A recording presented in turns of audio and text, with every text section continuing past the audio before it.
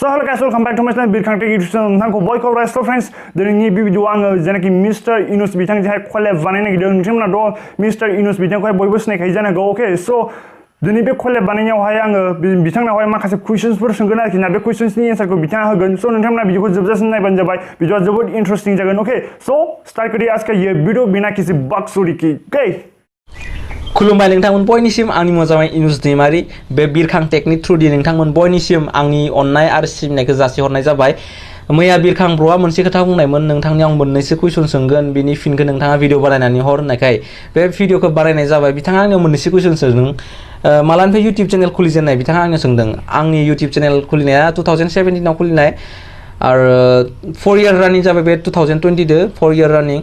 नोंथांमोननो आं एसे एक्सप्लेन खालामना होनो, फोरमायना होनो आंनि जार्निखौ इउटिउबाव माबोरै जार्नि खालामनाय। आं जेब्ला इउटिउबाव फैजेननायमोन अब्ला आङो सिनेमेटिक ब्लग होयोमोन, सिनेमेटिक भिडिअ होयोमोन।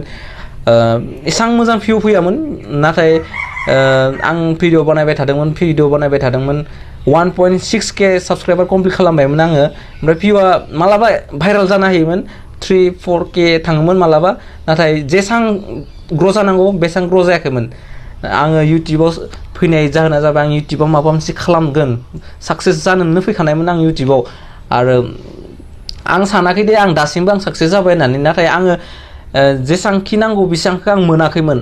आं बहुत ट्राइ खालामदोंमोन, मोनाखै। नाथाय बिनि उनाव आं मोनसे चेनेल खुलिबाय, रस्टिं चेनेल खुलिनायाव आङो सानसेयावनो 300 साबस्क्राइबार कमप्लिट खालामनो हादों। आं सानसेयावनो आं सानबाय जोबोद मोजां रेसपन्स माथो होननानै।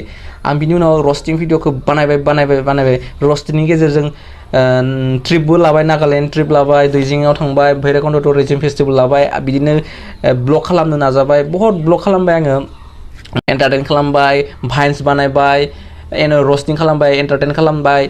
जोबोद बिदिनो खालामै बे चेनेलखौ आङो मा खालामखो 30k साबस्क्राइबार कमप्लिट खालामबाय। 30k साबस्क्राइबार कमप्लिट जाखांनाय लोगो लोगो मा जाखो, चेनेलानो हेक जास्राबाय। जोबोद दुखु मोनबाय आं बे समाव, जोबोद डाउन जाबाय आंनि गोसोआ। अब्लाबो आङो उनफिनना थायासै।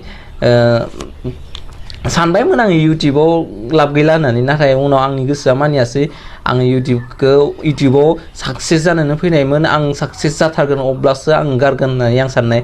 आङो बनायफिनबाय चेनेल, मिस्टार इनुस मुङावनो मोनसे चेनेल बनायफिनबाय। बेयाव आङो रस्टिं होनो ट्राइ खालामबाय, रस्टिं होबाय, नाथाय आं दायो रस्टिंखौ बानायला। दायो बेयाव ट्राभेलिं भिडिअ होनो सानदों, ट्राभेलिं भिडिअ, भाइन्स, कमेडि, बिदिनो टेकनि सोमोन्दैबो एसे फोरमायगोन, बिदि बानायनो सानबाय आं बे चेनेलनि गेजेरजों। ओमफ्राय दायो नै 12k जासिगोन साबस्क्राइबारा। आं सानाखै दासिमबो आङो इउटिउबाव साक्सेस जाबाय होननानै। आंनि जार्निया बिसोरनोसै, इउटिउबनि जार्निया बेनोमोन आरो। जोबोद खैफोद फैबाय आंनि गेजेराव, नाथाय बे खैफोदखौबो सौसिनानै आङो दासिम बेयाव दोङो। नोंथांमोनाबो, आंनि अडियेन्सफोराबो, आंनि भिउवारफोराबो जोबोद सापर्ट खालामबाय आंखौ, दुखु खैफोदावबाबो जोबोद सापर्ट खालामबाय। आरो आंनिफ्राय गोसो गोरबोनिफ्राय आं बिथांमोनखौ हामबाय होनो, थेंक इउ होनो। आरो नेक्स्ट कुइसना जाबाय मा टाइपनि भिडिअ होब्ला इउटिउब चेनेला ग्र' जागोन। बिनि सायाव आं मा बुंबावगोन, मा टाइपनि भिडिअ होब्ला ग्र' जागोन। दा अब्लानो चेनेला ग्र' जागोन, बियो आरो खोथाया। रस्टिंआनो जा, ब्लगानो जा, टेक चेनेलानो जा, जि केटेगरियाव थाया मानो, जुदि नोंथाङा एन्टारटेन खालामनो हायाब्लानो चेनेला ग्र' जागोन होननानै आं सानो। थार्ड कुइसन, मान्थलि बेसेबां इनकाम खालामखो आदाया इउटिउबनिफ्राय?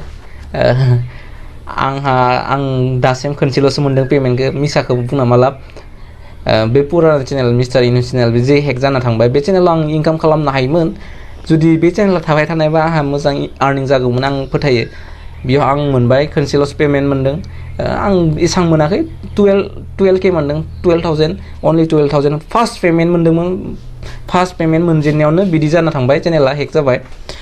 बिसिनोसै, बे कुइसना थांलायबाय। आरो फोर कुइसना जाबाय इडुकेसननि सोमोन्दै नोंथाङा एसे बुंना हो।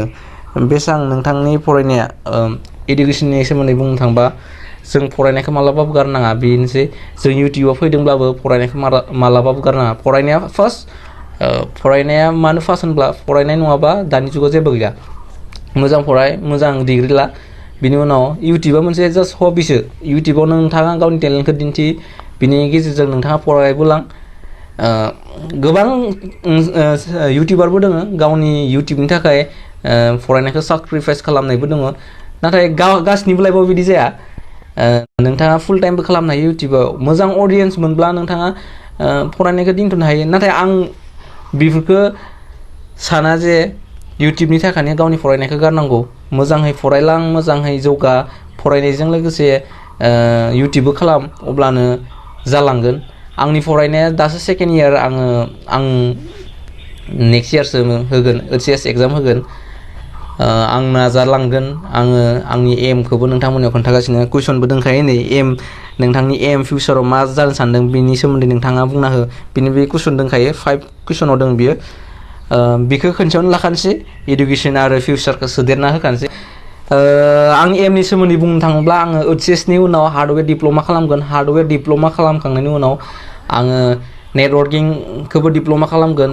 आं सानदों आरो बेखौनो खालामगोन होननानै ओमफ्राय जुदि आं टिचार जायाब्लाबो आंनि अन बिजनेस खुलिगोन बेनोसै आंनि एमआ नोंथांमोना मिथिखाबाय जानो हागौ सासे आङो कम्पिउटार टिचार जानो सानो आं जोबोर इन्ट्रेस्ट दङ कम्पिउटारफोराव आङो अनेक खालामबायानो थाखायो आं न'आव हारसिंनो लेपटप दोनखायो अनेक खालामबाय थायो माबा माबि माने आं बेखौनो सानदों आरो नेटवर्किं खालामनो सानदों हार्डवेयर डिप्ल'मा खालामनो सानदों उनाव नायनोसै ओमफ्राय लास्ट कुइसन जाबाय जिएफ दंना गैया लास्ट कुइसना जाबाय मोनसे बे आउट अफ नलेज जाबाय बे लास्ट कुइसना बिथाङा आंनिया सोंबावदो जिएफ दंना गैया आं मिसाखौ बुङा आंहा जिएफ दङ आरो जों बेबो मोजां मोनो आंखौ आंबो बेखौ मोजां मोनो जों सानैनोनो हाबा जागोन आं नोंथांमोननियाव बेखौसो खावलायनो सानो हाबा जानाया गिदिर खोथा नङा लाइफआव नाथाय केरियार बानायनायासो गिदिर खोथा